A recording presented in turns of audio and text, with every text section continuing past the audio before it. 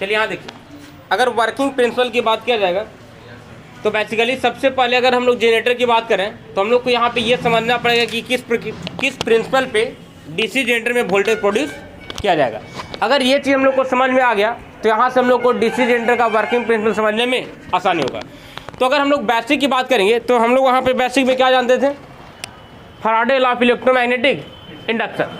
तो वो तुम लोग प्रिंसिपल क्या बताता है कि अगर जनरली किसी भी कंडक्टर या कॉइल में फ्लक्स लिंकेज हो रहा है तो वहाँ पे हम लोग क्या मिलेगा, ईएमएफ प्रोड्यूस होगा। तो कहने का यहाँ पे मतलब ये हो रहा है कि ये तो बेसिक प्रिंसिपल था, फैराडे लॉ बता दिए, लेकिन कहने का मतलब है कि यहाँ पे हम लोग देखे हुए थे कि जो भी वोल्टेज प्रोड्यूस होता है वो दो तरीका से किया जाता है, एक किया जाता है स्टैटिकली और दूसरा डायनेमिकली। तो यहाँ पे अगर थोड़ा सा बात करें हम स्टैटिकली का और दूसरा यहाँ पे मिलेगा डायनेमिकली।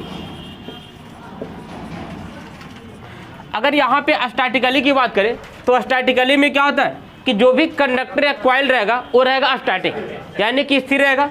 तो सपोज यहाँ पे अगर एक कॉइल लेते हैं और इस कॉइल को स्थिर रखते हुए अगर यहाँ पे मैग्नेट को मूव करते आगे पीछे, यानी कि मैग्नेट को कभी लाएंगे इसके नज़दीक में, कभी दूर ले जाएंगे, तो यहाँ पर इस कॉइल में वोल्टेज प्रोड्यूस होगा।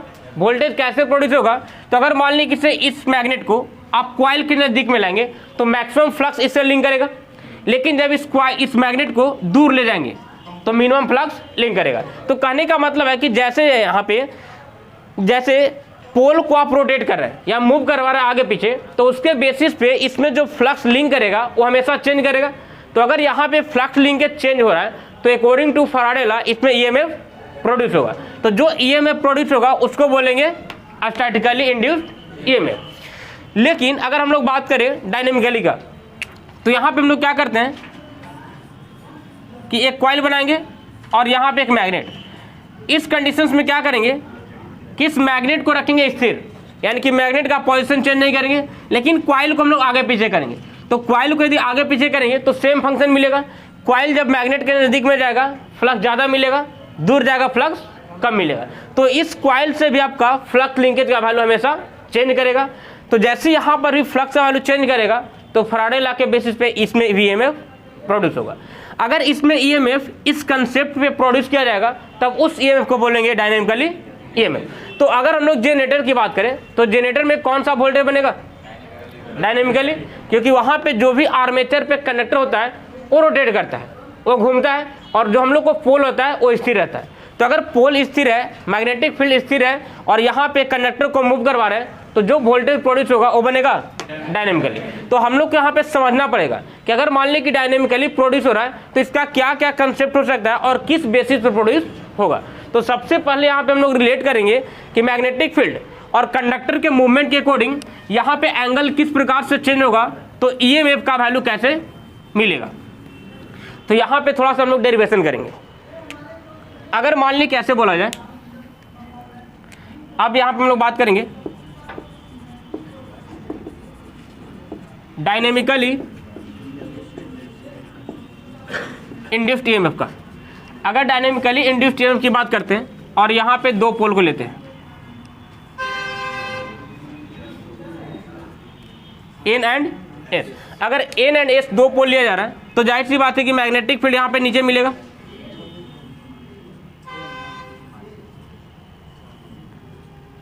इस प्रकार से मिलेगा। अब यहाँ पे हम लोग क्या करेंगे कि इसके बीच में एक कंडक्टर को रख करके यहाँ पे इसको मूव करवाएंगे। मूव करवाने का मतलब कि किसी डायरेक्शन में करवा सकते हैं, लेकिन हम लोग को यहाँ पे क्या करना है कि एंगल के साथ में कंसीडर करना है।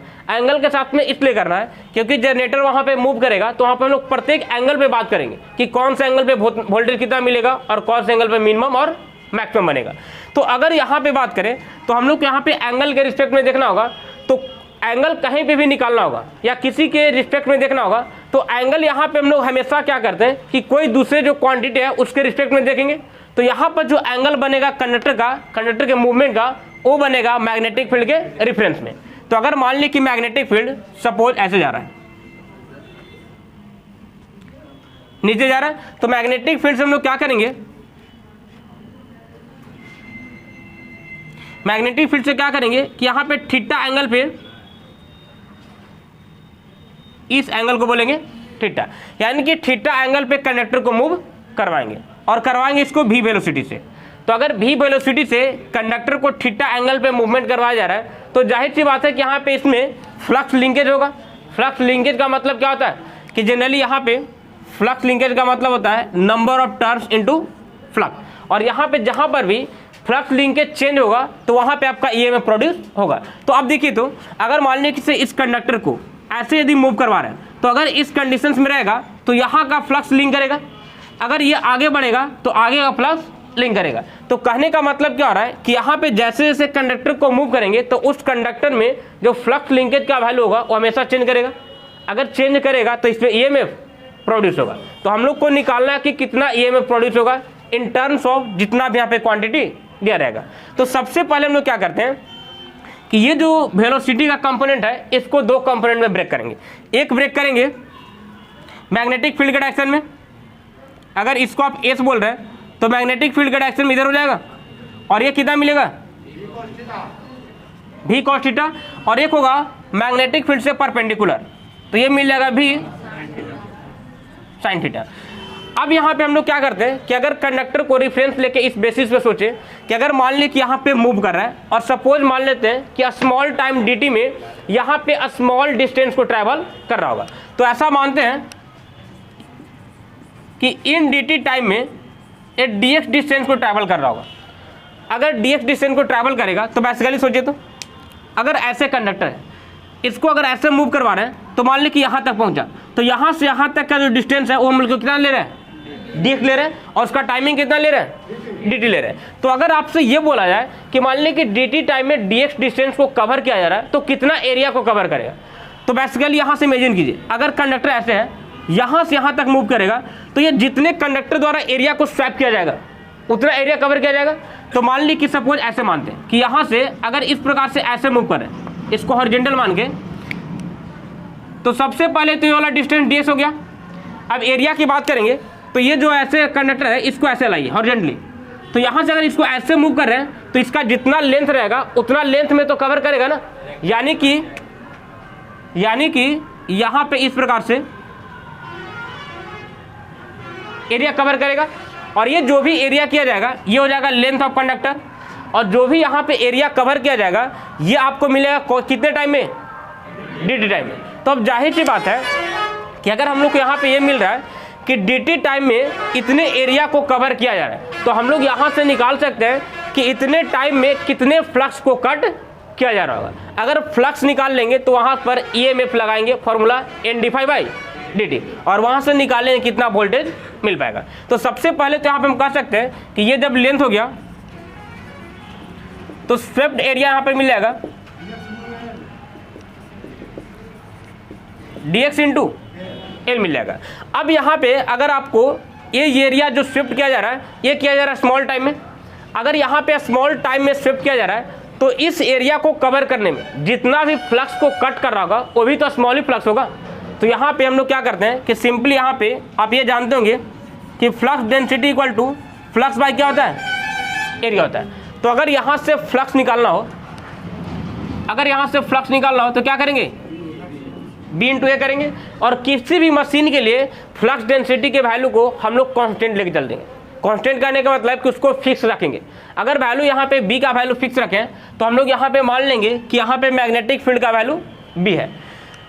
तो अगर स्मॉल टाइम में अगर d फाई यानी कि स्मॉल टाइम dt में dx डिस्टेंस ट्रैवल किया, dx डिस्टेंस ट्रैवल करने के ड्यूरेशन में dx इंटू एल एरिया को स्वेप किया गया, कवर किया गया, उसके बेसिस पे कितना फ्लक्स कट करेगा यहाँ से हम निकालेंगे।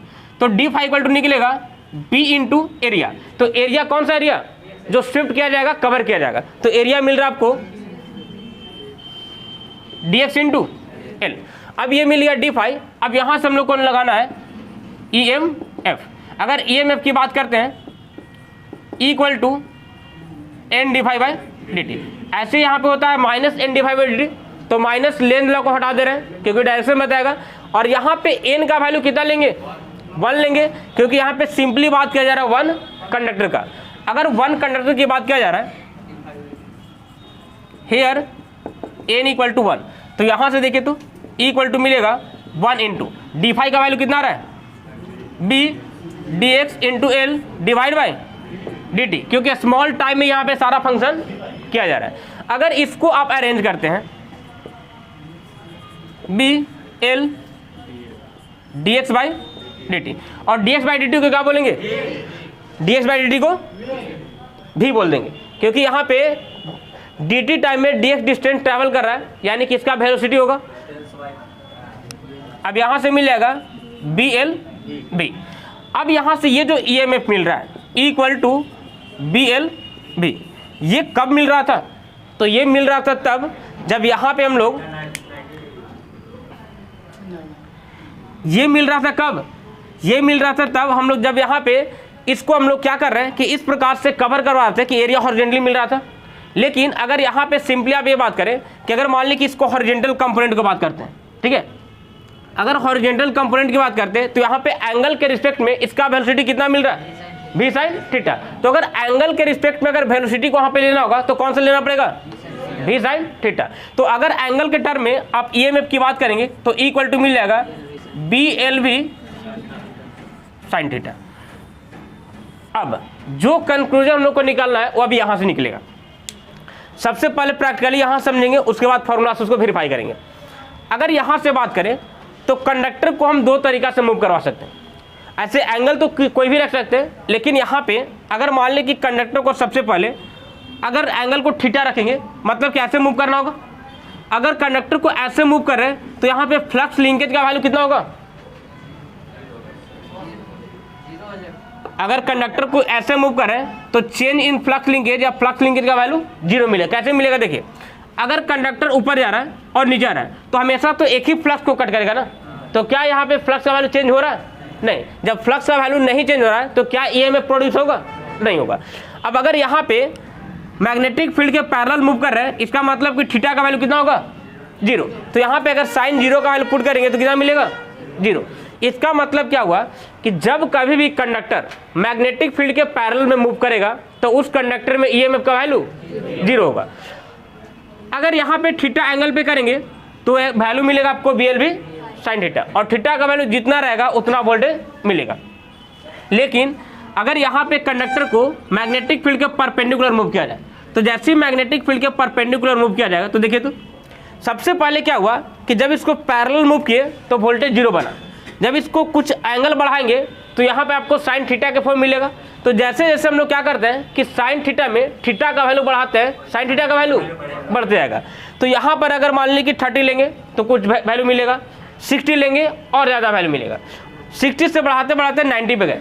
तो अगर मान ली कि यहाँ पे 90 पे करेंगे यानी कि मैग्नेटिक फील्ड के परपेंडिकुलर, तो इस कंडीशन में देखिए अगर यहाँ पे कंडक्टर यहाँ से यहाँ मूव कर रहा है, ठीक है, जब यहाँ से यहाँ मूव कर रहा है तो जितने इसका ऊपर से मैग्नेटिक फ्लक्स आएगा, यहाँ पे मैग्नेटिक फ्लक्स कुछ और आ रहा होगा, आगे बढ़ेगा कुछ और मिलेगा, आगे बढ़ेगा कुछ और मिलेगा। तो यहाँ पर क्या हो रहा है कि प्रत्येक पॉइंट पे मैग्नेटिक फ्लक्स चेंज हो रहा है। तो मैग्नेटिक फ्लक्स अगर प्रत्येक पॉइंट पे चेंज हो रहा है तो हम कह सकते हैं कि फ्लक्स लिंकेज चेंज हो रहा है। अगर फ्लक्स लिंकेज चेंज हो रहा है इसका मतलब कि ईएमएफ प्रोड्यूस होगा, और यहाँ पे कितना होगा, मैक्सिमम होगा। यानी कि जब कभी भी कंडक्टर मैग्नेटिक फील्ड के परपेंडिकुलर मूव करेगा तब उस कंडक्टर में ईएमएफ का वैल्यू सबसे मैक्सिमम होगा।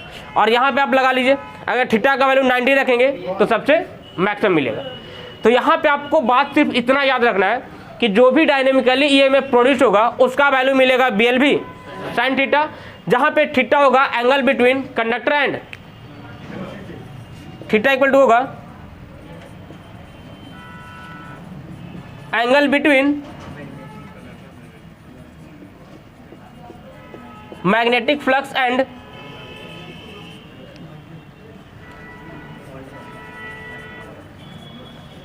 Conductor movement. कंडक्टर मूवमेंट और मैग्नेटिक फ्लक्स के बीच में जो एंगल बनेगा उसको बोलेंगे थीटा। यहां से पहला चीज फॉर्मूला याद रखना है।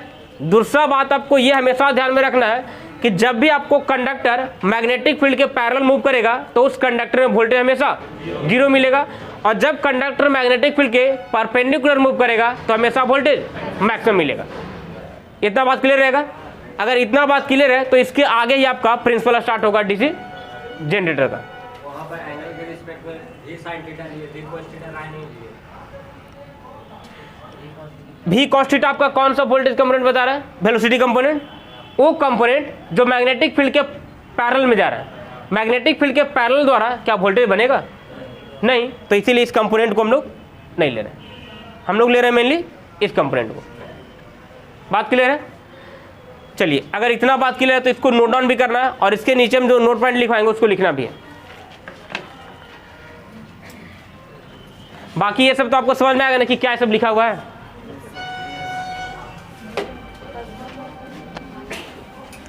चलिए इसको जल्दी से यहां तक लिखिए।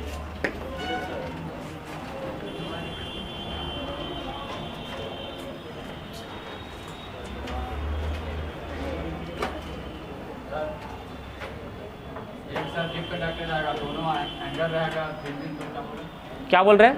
कंडक्टर एक से ज्यादा रहेगा और एंगल दोनों का अलग रहेगा, तो कितना होगा? प्लस। जब दो कंडक्टर है, दोनों का एंगल अलग अलग है तो वोल्टेज दोनों में अलग अलग बनेगा। जब वोल्टेज दोनों में अलग अलग बनेगा तो वहाँ पे आपको डिपेंड करेगा ये कि दोनों का वोल्टेज आप एक साथ बाहर निकाल रहे हैं या दोनों का वोल्टेज अलग अलग निकाल रहे हैं। अगर एक साथ निकालेंगे तो दोनों को ऐड करना पड़ेगा ना। तो वो चीज़ अभी तो नहीं समझ में आ पाएगा कि कितने एंगल पे रख रहे हैं। जितना वोल्टेज मिलेगा दोनों के एंगल के रिस्पेक्ट में सारे वोल्टेज को ऐड करके बाहर निकलेगा।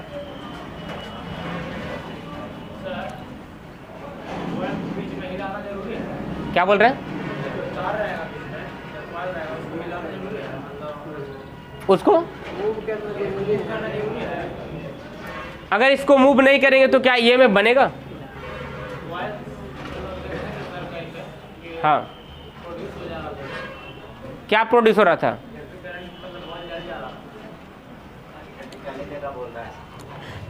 देखिए, अगर यहाँ पे बात करें तो जनरली हम लोग को फैराडे लॉ को फॉलो करवाने के लिए, वैलिड करने के लिए क्या चाहिए?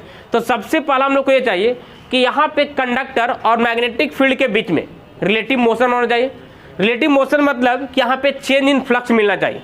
तो चेंज इन फ्लक्स निकालने के लिए हम लोग दो तरीका तो देख चुके हैं कि या तो कंडक्टर को मूव करवाएंगे या तो मैग्नेटिक फील्ड को मूव करवाएंगे। तीसरा तरीका ये भी होता है कि आप ना तो कंडक्टर को मूव करवाइए ना तो मैग्नेटिक फील्ड को मूव करवाइए, सिर्फ मैग्नेटिक फील्ड को वेरिएबल बना दीजिए। वेरिएबल मतलब कि सिनुसॉइडल बना देंगे।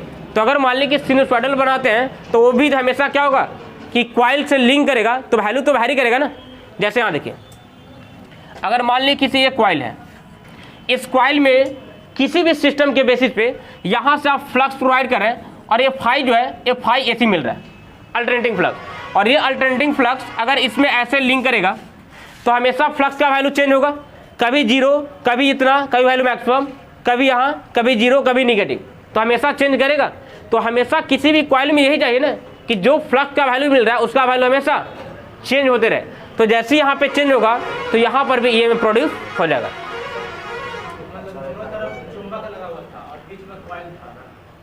बीच में, हाँ बीच में कॉइल होगा। और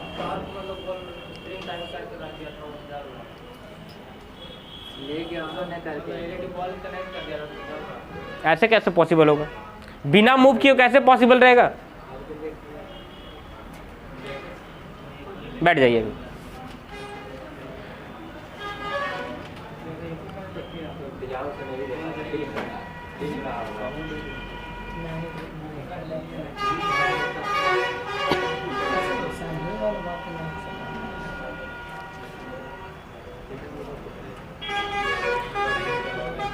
विदाउट वैल्यू को वैरी किए हुए पॉसिबल ही नहीं होगा।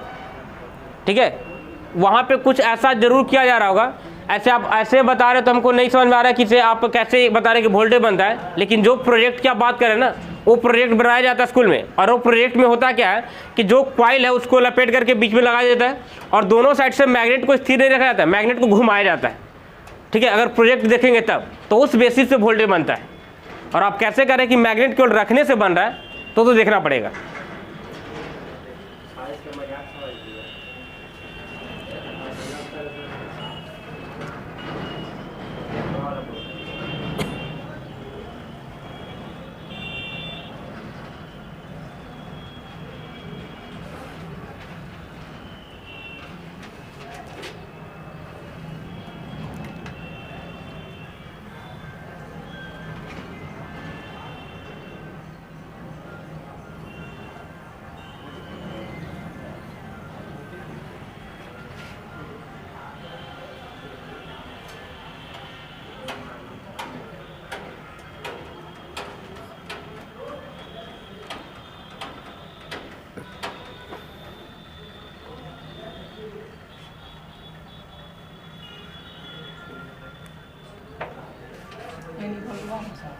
हाँ n इक्वल टू 1 रहेगा।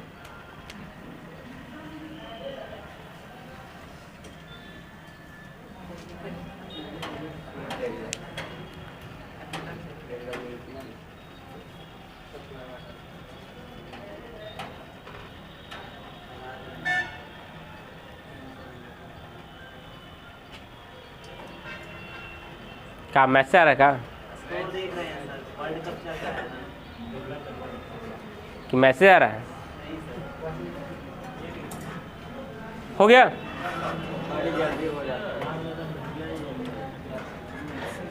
लिखने में एकदम टाइम मत लीजिए, समझने में आप 4 घंटा टाइम लीजिए चलेगा।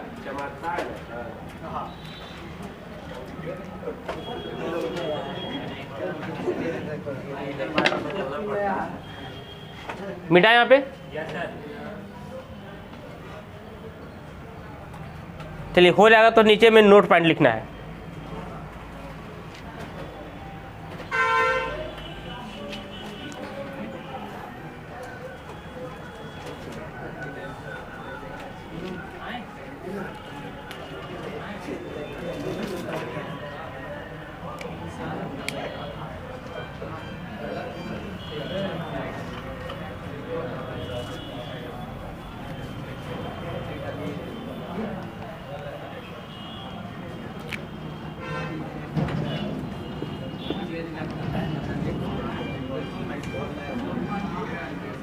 चलिए यहाँ नोट में लिखिएगा।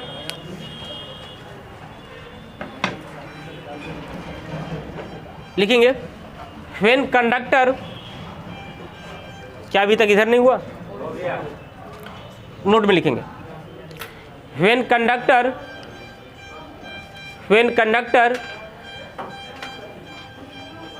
moves parallel, when conductor moves parallel to the magnetic field,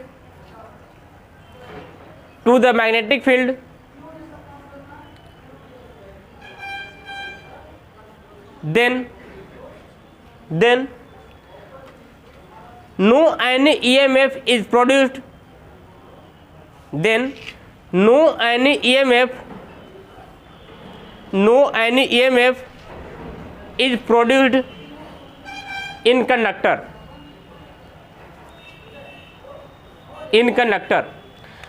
यहाँ पे नीचे लिख लेंगे थीटा इक्वल टू 0 और 180 डिग्री, और यहाँ से equal to BLV sine theta equal to BLV sine 0 equal to 0।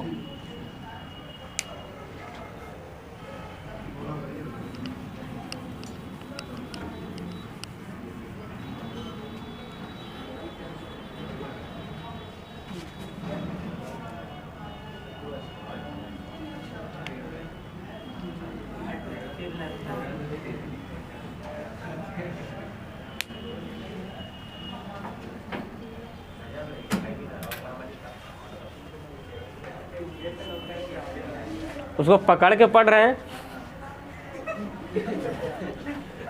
पकड़े हुए किस लिए? उनको आदत लग गया ना। चलिए सेकंड में लिखिएगा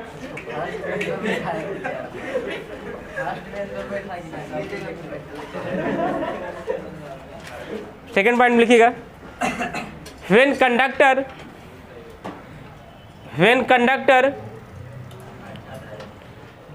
moves perpendicular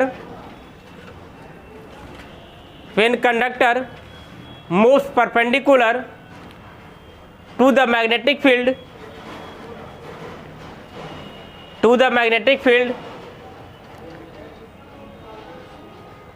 when conductor moves perpendicular to the magnetic field, then induced EMF in conductor is maximum. Then induced EMF in conductor is maximum and equal to BLV, is maximum and equal to BLV। यहाँ पे theta equal to हो जाएगा 90 degree, equal to मिलेगा BLV sine theta,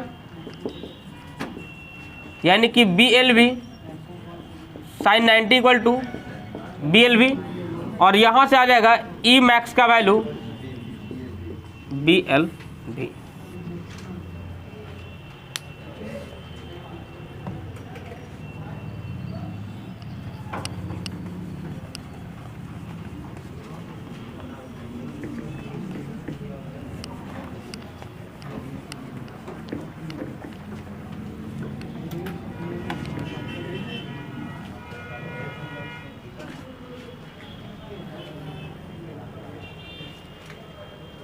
हो गया। अब समझते हैं वर्किंग ऑफ जनरेटर।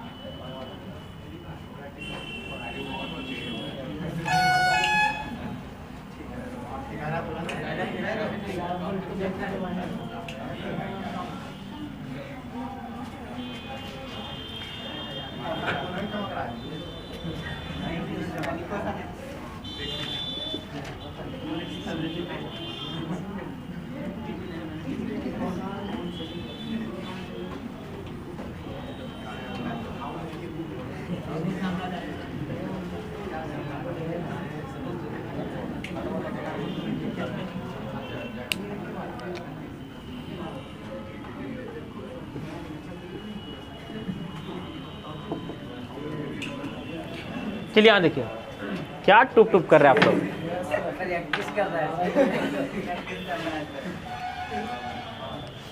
समय आने दिए, प्रैक्टिस करने की जरूरत नहीं पड़ेगा।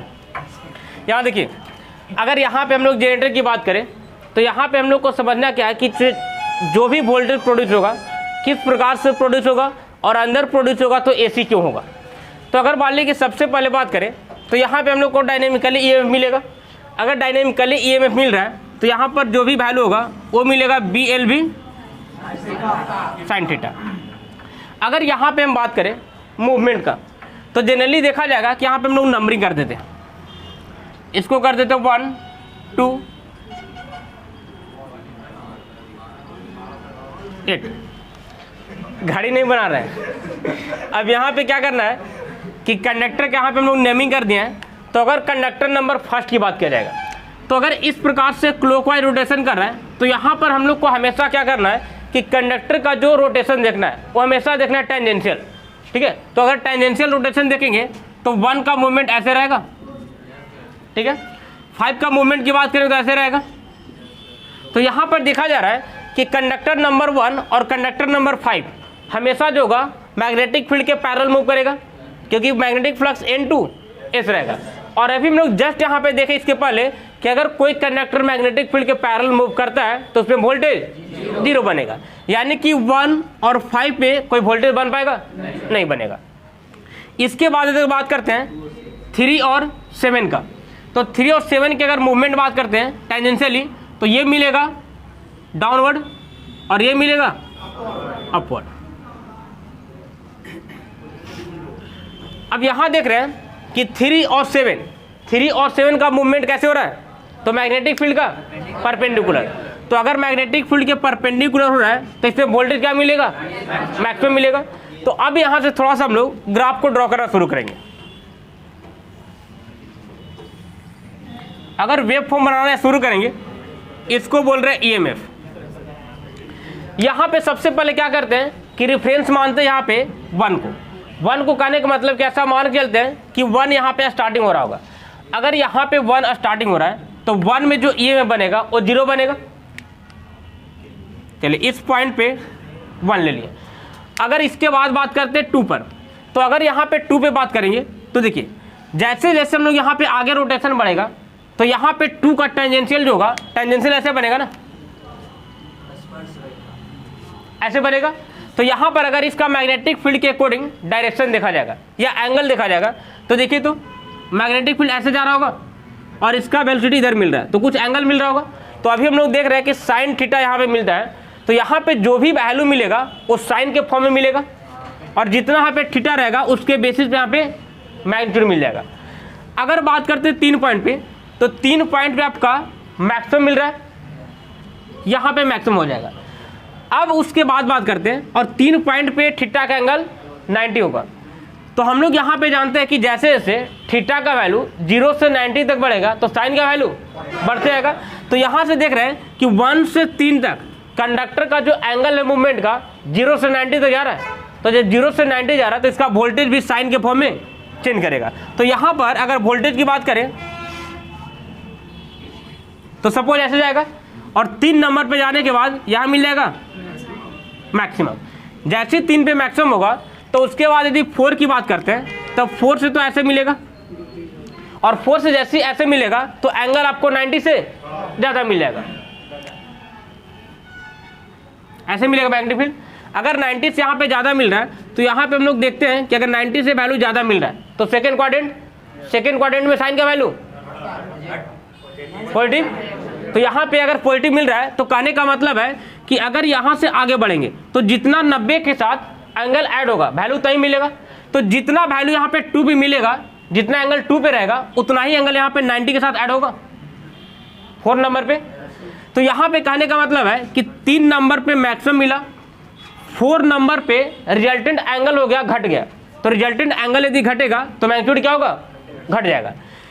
4 के बाद यदि 5 पे आते हैं तो 5 पे वोल्टेज कितना बन रहा है, 0। तो यहाँ पर अगेन क्या होगा कि 5 पे वोल्टेज 0 बन गया और यहाँ पे 3 से 5 तक पहुँचने में किसको फॉलो करेगा, साइन थीटा को। तो यहाँ से कर्व इस प्रकार से बेंड करते हुए यहाँ चलाएगा और ये मिल जाएगा 4 पॉइंट पर और ये मिल जाएगा 5 पॉइंट पे। अब अगर आगे बात करते हैं तो जैसे यहाँ पे 5 आएगा तो 5 के बाद आगे जाएगा तो यहाँ पे एंगल क्या मिलेगा, 180 से ज़्यादा मिलेगा ना। और 180 से ज़्यादा मतलब कि थर्ड क्वाड्रेंट में, और जैसे थर्ड क्वाड्रेंट में आएगा या 180 से ज़्यादा तो साइन का वैल्यू निगेटिव। तो अब यहाँ पे देखा जाएगा तो जैसे जैसे हम लोग 5 से 7 तक बढ़ेंगे तो 7 पे आपका वोल्टेज क्या मिलेगा, मैक्सिमम मिलेगा। लेकिन हम लोग देख रहे हैं कि 5 से आगे जैसे ही बढ़ रहा है तो एंगल 180 से ज़्यादा होने की वजह से वैल्यू निगेटिव मिलेगा। यानी कि 5 से जब आगे वैल्यू मिलेगा तो निगेटिव मिलेगा और बढ़ते आएगा और बढ़ते बढ़ते 7 नंबर पे जाके क्या मिल जाएगा, मैक्सिमम मिल जाएगा। तो यहाँ से वैल्यू इस प्रकार से चेंज करेगा। अगर यहाँ पे 6 रहता है तो यहाँ पे 7 आ जाएगा। सपोज ये मैक्सिमम वैल्यू आ गया। अब मैक्सिमम के बाद 0 तक जाएंगे तो देखिए 1 पे अगेन क्या मिल रहा है, 0 मिल रहा है। तो यहाँ पे निगेटिव में 7 नंबर पे निगेटिव में मैक्सिमम मिला। तो जैसे यहाँ से 8 की बात करेंगे तो 8 का एंगल देखिए, तो 8 का एंगल तो यहाँ से ऐसे मिलेगा। तो अगर 8 का एंगल आप घट रहा है इसका मतलब क्या हो रहा है कि एंगल तो निगेटिव मिलेगा, लेकिन यहाँ पे वैल्यू निगेटिव में जो मैक्सिमम था वहाँ से घटना शुरू होगा और जैसे ही 1 नंबर पे जाएगा तो वोल्टेज क्या मिल जाएगा, 0। तो अगेन यहाँ पे निगेटिव मैक्सिमम से घटते घटते वैल्यू 0 पहुँच जाएगा। तो यहाँ पर आपका था 8 नंबर और यहाँ पे अगेन क्या जाएगा, 1 नंबर। तो अगर हम बात करें तो एक पूरे कंप्लीट साइकिल जब रोटेशन हो रहा है तो उसमें कितना नंबर ऑफ वोल्टेज का वेव फॉर्म का साइकिल बन रहा है, 1 साइकिल बन रहा है। यहाँ पे हम लोग देख रहे हैं क्या, अब इसको थोड़ा सा कंक्लूजन समझिएगा कि किस प्रकार से यहाँ पे वोल्टेज प्रोड्यूस हो रहा है। तो बेसिकली हम लोग को यहाँ पे मिल रहा है कि जब कंडक्टर 1 से 5 के बीच में मूव किया तो हमेशा वोल्टेज पॉजिटिव मिला, ठीक है, पॉजिटिव वोल्टेज मिल गया 1 से 5 तक। और जब कंडक्टर 5 से लेके 1 तक अगेन मूव किया तो वोल्टेज क्या मिल गया, निगेटिव। अब यहाँ पे आपको समझ में आ रहा होगा कि अगर एक पोल के अंदर में जितना कंडक्टर का मूवमेंट होगा वो हमेशा एक हाफ साइकिल बनाएगा। यहाँ पर दूसरे पोल के मूवमेंट में यहाँ पे कंडक्टर मूव किया तो नेक्स्ट हाफ साइकिल बनाया, तो यहाँ पर 2 पोल था, इसीलिए 2 निगेटिव हाफ साइकिल बना, और 2 निगेटिव हाफ साइकिल मिल करके एक पूरा फुल साइकिल बना रहा है। तो यहाँ पर ये किस प्रकार से, अगर एक कंडक्टर की बात करें तो जब मान ली कि कंडक्टर, कोई एक कंडक्टर, मान ली कि सपोज ए मान लेते इसको, एक कंडक्टर अगर पोजीशन ए पे रहेगा तो वोल्टेज 0 देगा। जब एक कंडक्टर मूव करते हुए 2 पे जाएगा तो अगेन वोल्टेज इतना देगा। जब 3 पे जाएगा तो इतना देगा। तो कहने का मतलब है कि एक कंडक्टर अगर 1 कंप्लीट रोटेशन करेगा तो उसमें जो वोल्टेज चेंज करेगा ऐसे कर पाएगा। तो ये वोल्टेज कौन सा मिल रहा है, अल्टरनेटिंग मिल रहा है। तो इसीलिए क्या होता है कि यहाँ पे जितना भी कंडक्टर लगा रहता है सारे कंडक्टर में एसी वोल्टेज प्रोड्यूस किया जाएगा। उसके बाद हम लोग बाहर में निकालते हैं डीसी, तो वो हेल्प लेते हैं कम्यूटेटर का। तो अभी इतना आपको विजुलाइज हुआ कि यहाँ पे किस प्रकार से अंदर में एसी वोल्टेज बन रहा होगा। यहाँ तक बात क्लियर है। अब यहाँ से आप कंक्लूजन ये भी निकाल सकते हैं कि अगर यहाँ पे 2 पोल था तो 2 हाफ साइकिल बना, अगर 4 पोल रहता तो कितना हाफ साइकिल बनता, 4 हाफ साइकिल बनता। 4 नहीं बनता, 2 ही बनेगा। चलिए यहाँ देखिए, ऐसे इस चीज को अगर मान लें कि 4 बनेगा, अभी आपको विजुलाइज नहीं हो पाएगा इसलिए क्योंकि यहाँ पे हम लोग क्या करें कि सिर्फ 2 पोल के टर्म में समझ पा रहे हैं। जैसे हम लोग पोल की संख्या बढ़ाएंगे तो वहाँ पे हम लोग वाइंडिंग के लेयर को बढ़ाएंगे। अगर वाइंडिंग के लेयर बढ़ाएंगे तो वहाँ पे आपको समझ में आएगा कि यहाँ पे जितना नंबर ऑफ पोल बढ़ेगा उतना नंबर ऑफ साइकिल बढ़ जाएगा। यानी कि एक पोल हमेशा हाफ साइकिल क्रिएट करता है। तो जब एक पोल हाफ साइकिल क्रिएट करेगा तो अगर 4 पोल बनेगा तो 4 हाफ साइकिल बनेगा, और 4 हाफ साइकिल का मतलब कि 2 फुल साइकिल बन जाएगा। अगर वो अभी विजुलाइज नहीं होगा तो उसको भी छोड़ दिए क्योंकि उसमें उलझना अभी फालतू हो जाएगा। तो इतना बात आपको क्लियर है। अब इसके बाद हम लोग सिंपल वे में देखेंगे कि अगर एक कॉइल है तो उस कॉइल में किस प्रकार से वोल्टेज चेंज करेगा। वोल्टेज चेंज करने का मतलब कि अगर मान ली कि अंदर में एसी बन रहा है तो हम लोग किस प्रकार से यूज करेंगे कि बाहर में डीसी मिल जाए। तो जैसे पिछले क्लास में हम लोग देखे कि कम्यूटेटर यूज करके डीसी लेते हैं, लेकिन क्या आप लोग को ये विजुलाइज हो पा रहा है कि कम्यूटेटर लगाएंगे तो डीसी कैसे बन जाएगा। कम्यूटेटर तो सिर्फ घूमेगा और करंट बाहर निकालेगा, तो डीसी कैसे बन जाएगा। ये विजुलाइज हो रहा है, नहीं हो पाएगा। तो इसके लिए क्या करेंगे कि आज हम लोग समझेंगे कम्यूटेटर सेगमेंट को लगा करके। तो अगर यहाँ पे बात करें कि मान लीजिए कि सपोज ये है एन पोल एंड एस पोल,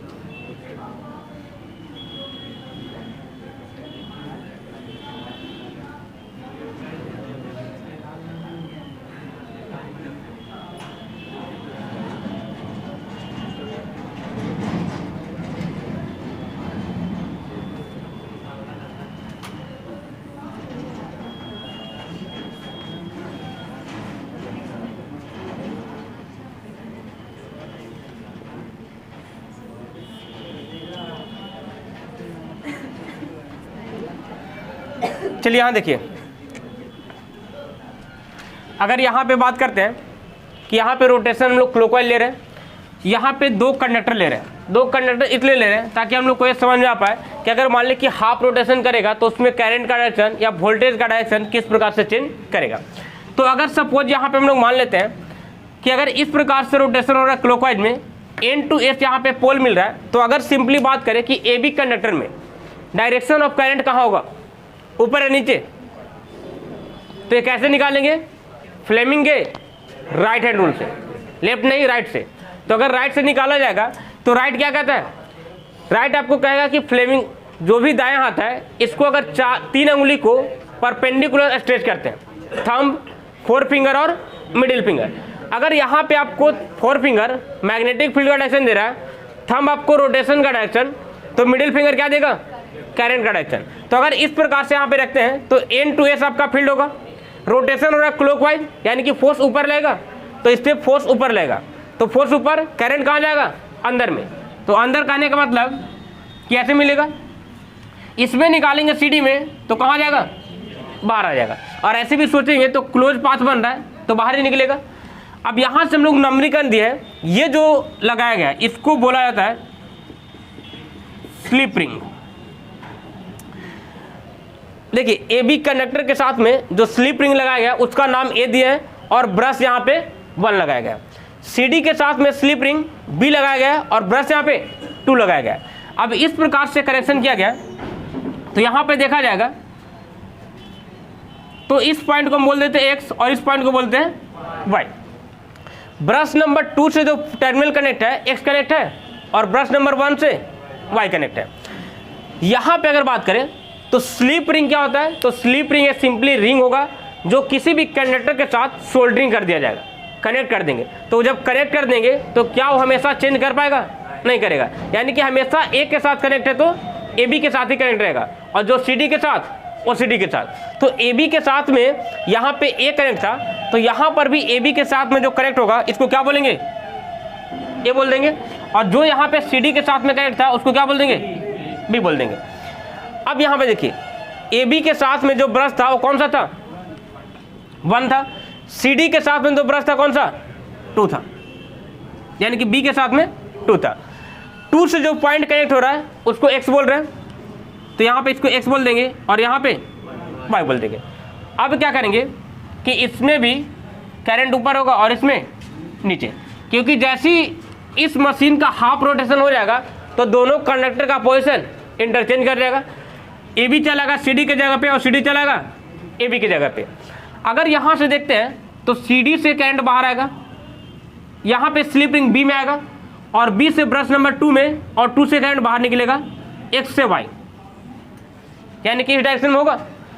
अगर यहाँ पे बात करते हैं तो देखिए तो ए बी से बाहर निकल रहा है, सेगमेंट नंबर ए पे आ रहा है और ए से आन के ब्रश नंबर 1 और ब्रश नंबर 1 से बाहर निकलेगा ऐसे इस डायरेक्शन में और यहाँ से जाएगा 2 नंबर ब्रश सेगमेंट बी और यहाँ से जाते हुए मूव करेगा। तो यहाँ पर देख रहे हैं कि जब हम लोग आउटपुट स्लिप रिंग की सहायता से निकालते हैं बाहर तो यहाँ पे किसी भी लोड में करंट का डायरेक्शन क्या हो जा रहा है, रिवर्स कर जा रहा है। हाफ साइकिल में मिल रहा है एक्स टू वाई तो नेक्स्ट हाफ में क्या मिल रहा है, वाई टू एक्स। तो इस करंट को क्या बोलेंगे, अल्टरनेटिंग करंट, एसी करंट। इसका मतलब क्या है कि अगर जो जनरेटर में अंदर वोल्टेज बन रहा है, अगर वहाँ पे बाहर में टर्मिनल पे आप कम्यूटेटर नहीं लगा करके सिंपली आप स्लिप रिंग लगाएंगे तो वहाँ से आपको वोल्टेज कैसा मिलने वाला है, एसी मिलने वाला है। लेकिन यहाँ पे हम लोग को डीसी लगाने के लिए या डीसी निकालने के लिए क्या करते हैं, सिंपली लगाते हैं कम्यूटेटर। और कम्यूटेटर का मतलब क्या होता है कि जो भी आपका स्लिप रिंग है उसको यहाँ पे स्प्लिट रिंग बना देंगे। स्प्लिट का मतलब कि उसको आधा आधा तोड़ देंगे। अब यहाँ पे अगर आधा आधा तोड़ा जाएगा तो यहाँ पे देखते हैं कनेक्शन किस प्रकार से होगा।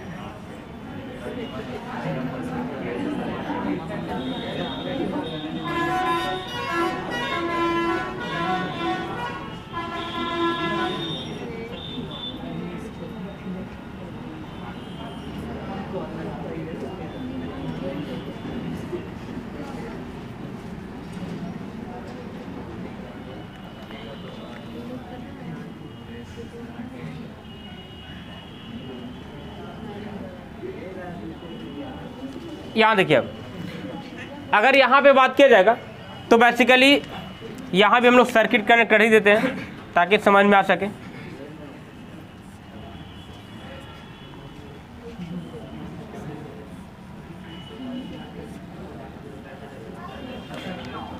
यहाँ देखिए, यहाँ जो स्लिप रिंग था इसी को हम लोग स्प्लिट रिंग कर दिए, और यहाँ पे जितना भी आपको कंडक्टर कनेक्ट करना होगा उतना स्प्लिट रिंग लगाना पड़ेगा। तो यहाँ पे कितना सेगमेंट है? 2 सेगमेंट है। बीच में जो क्रॉस किया गया है वो माइका डाला गया, इंसुलेशन। अब इसको बोला जाएगा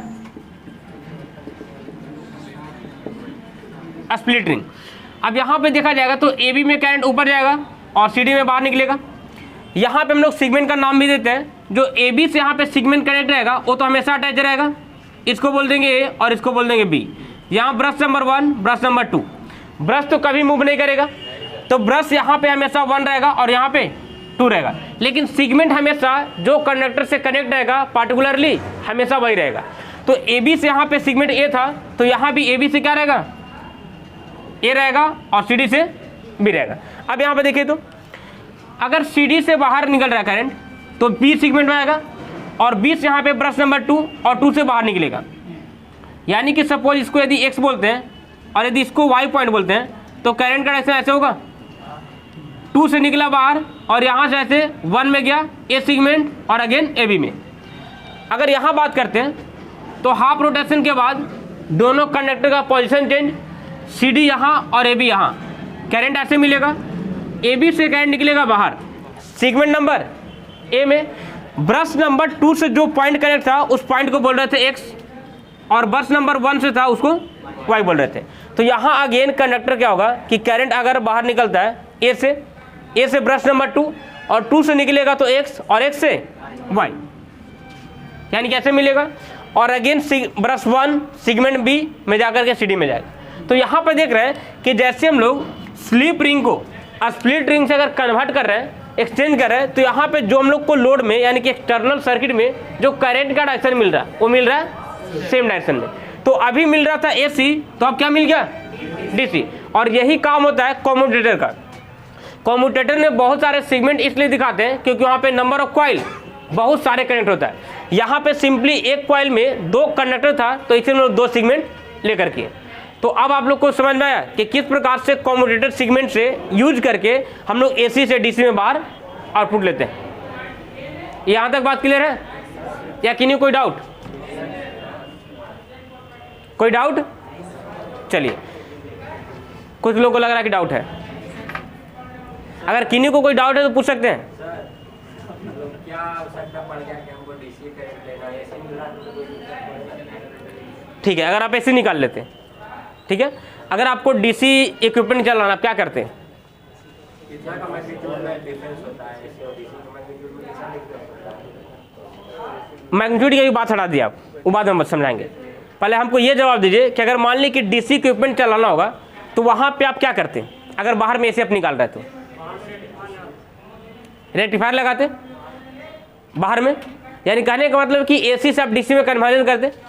जब आप पढ़ेंगे इसमें इलेक्ट्रॉनिक्स में खास करके आप पढ़ेंगे पावर इलेक्ट्रॉनिक्स में भी आपको लास्ट सेमेस्टर में मिलेगा, या हो सकता है तो आप सिलेबस चेंज तो पहले ही मिल जाएगा। उसमें आप हमेशा इलेक्ट्रॉनिक्स में पढ़ेंगे कि जो भी वहाँ पे रेक्टिफायर लगाया जाता है तो उसकी इफिशिएंसी जो होता है वो कम होता है। तो अगर मान ली कि यहाँ पे आप बाहर में रेक्टिफायर लगा करके आप DC लेंगे तो वहाँ पर क्या होगा? एक एडिशनल इक्विपमेंट लगाना पड़ेगा, ठीक है। और एडिशनल इक्विपमेंट लगाने का मतलब कि ऐसा तो नहीं है, यहाँ समझिए, ऐसा तो यहाँ पे नहीं है कि जो भी वोल्टेज यहाँ पे मिलेगा वो प्योर AC मिल जाएगा। प्योर AC का मतलब समझते हैं? प्योर AC का मतलब कि इसमें एक टर्म आता है हार्मोनिक्स, कभी नाम सुने हैं? देखिए, हार्मोनिक मोशन सुने हैं? तो हार्मोनिक मोशन की यदि बात किया जाए उसी बेसिस पे, तो अगर मान लें कि कोई वोल्टेज, मान लें कि AC वोल्टेज है, तो होता क्या है एक्चुअली में सिस्टम में कि मान ली कि आपका AC वोल्टेज है तो एक ही यहाँ पे फ्रीक्वेंसी नहीं है। अगर एक फ्रीक्वेंसी रहेगा तो इस प्रकार से केवल वोल्टेज मिलते रहेगा, लेकिन होता क्या है कि उस वोल्टेज के साथ साथ और अदर फ्रीक्वेंसी का भी वोल्टेज उसमें इंक्लूड रहता है। तो अदर फ्रीक्वेंसी का यदि वोल्टेज इंक्लूड है तो सपोज मानते हैं कि अगर इस प्रकार से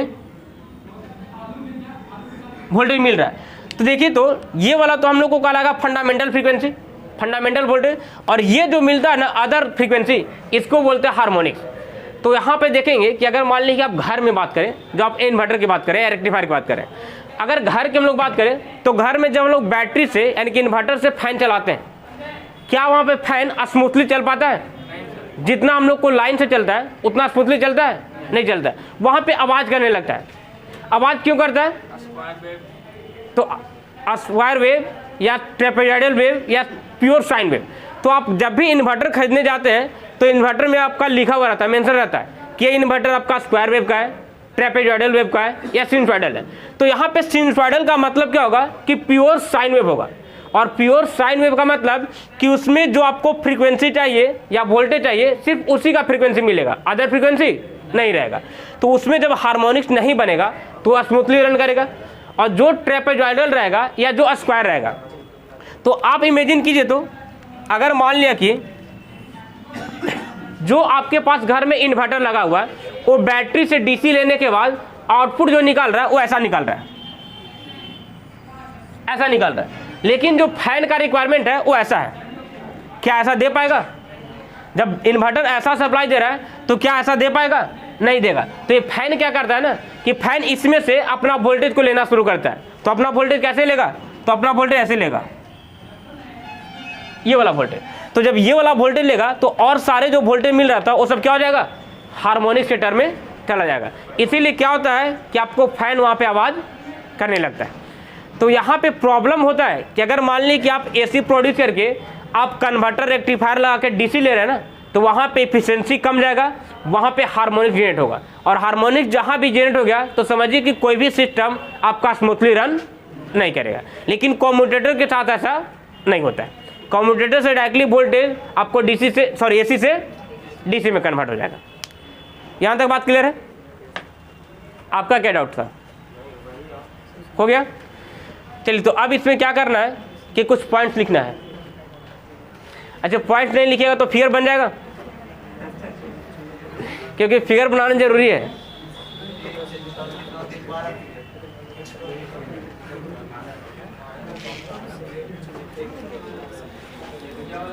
अच्छा चलिए, फिगर यदि यहाँ पे नहीं ड्रॉ करना चाहते हैं, कोई ऐसा कीजिए कि इस फिगर को अच्छा से फोटो खींच करके ग्रुप पे सेंड कीजिएगा, और सारे लोग घर पे जा करके वर्किंग ऑफ डीसी जनरेटर लिखने के बाद ये सारों फिगर को बना लेना है।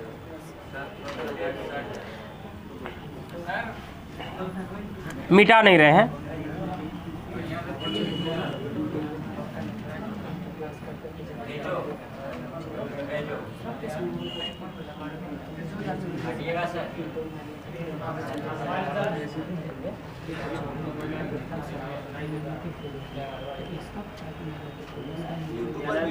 क्या फोटो क्लियर आ रहा है ना?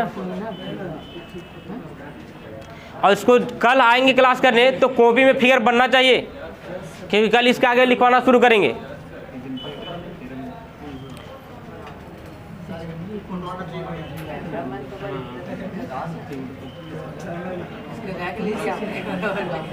हो गया परमजीत? चलिए, इसको ग्रुप में आप लोग डाल दीजिएगा, और नहीं तो आपको जब तक अभी टाइम है तब तक इसको ड्रॉ कर सकते हैं। बहुत पहले क्या छोड़ दिए? अगर मान ली कि इससे पहले नहीं छोड़ते हैं तो इसमें ये काम कर सकते हैं कि इसके लिए स्पेस छोड़ सकते हैं, लिखवाना शुरू करते हैं। लिखवाएं?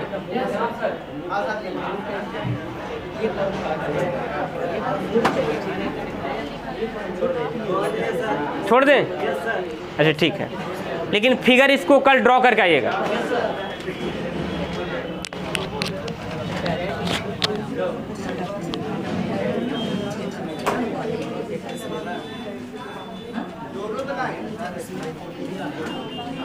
सब फिगर बनाना है टोटल।